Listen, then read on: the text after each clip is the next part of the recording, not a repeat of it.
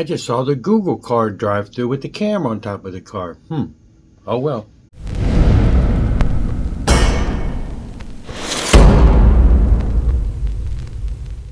Hey, Vinyl Community, Jeff back again with a interesting little find, at least to me. And maybe you all are saying, Jeff, how did you not know about that already? That's like so classic. And maybe it is, but you discover things for the first time in 50 years, 40 years plus, and you're like, wow. So the other day, I'm going to tell you the story how this happened. The other day on Facebook, blah, blah, blah, I'm scanning around, and I see a post from Jeff Scott Soto. Probably familiar with him, famous singers, been in a lot of different bands from Yngwie to Sons of Apollo, just all kinds of bands. He's done a lot of great stuff. I follow his stuff. And he was wishing a happy birthday to somebody I didn't know who he had worked with in 1988. And I thought, interesting. And his name was Kuni Takeuchi. I'm not sure how you pronounce that. Japanese guitar player. And so I stopped and looked it up. I thought, what did Jeff Scott Soto do with this guy and who is he? Because I kind of buy a lot of stuff that Jeff does.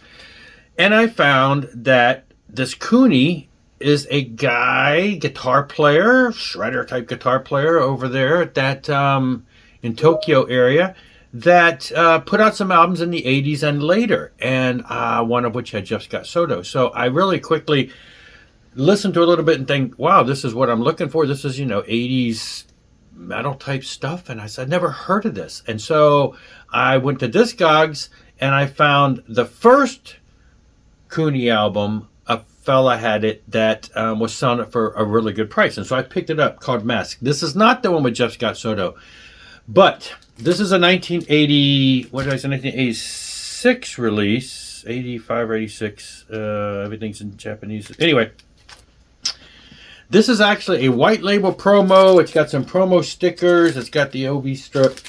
And I'm thinking, okay, I checked it out. And so listen to this all-star cast. We got all kinds of guest people scattered through all the songs, but it's got Billy Sheehan, Frankie Banali of Quiet Riot, Chuck Wright, who was in Quiet Riot, but also in House of Lords and done a lot of other things.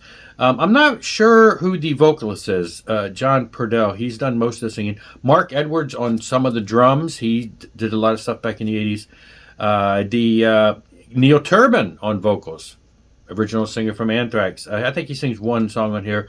Ryo Okamoto, the keyboard player from Spock's Beard, plays on here a couple times. Kevin DeBro from Quiet Riot does some background vocals, and then some other people that I'm not as familiar with. So it's kind of an all-star cast. They pulled together a lot of people, and then you got Kuni on guitar, and he's shredding through the whole album.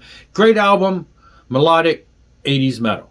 And like I said, it was neat because this particular version was in near mint condition, white stamp promo with all of the fixins needed. Like I say, has this neat little sticker sheet that came with it. So yeah, and it was a very inexpensive price for a Japanese import. And so, I mean, I'm talking like $20-something. I was blown away. Now, the album with Jeff Scott Soto is the one that follows after this, and that one is not as cheap. And so I was not able to get that. And that is available. I've seen that on CD on Amazon, as well as some of those stuff. Now, he did 2 albums in the 80s, 88 being the second album. That's the one I really want to get that were on vinyl. And then he returned in 2000, only on CD that I see. Again, that one had a little bit less. It was more of a solid band.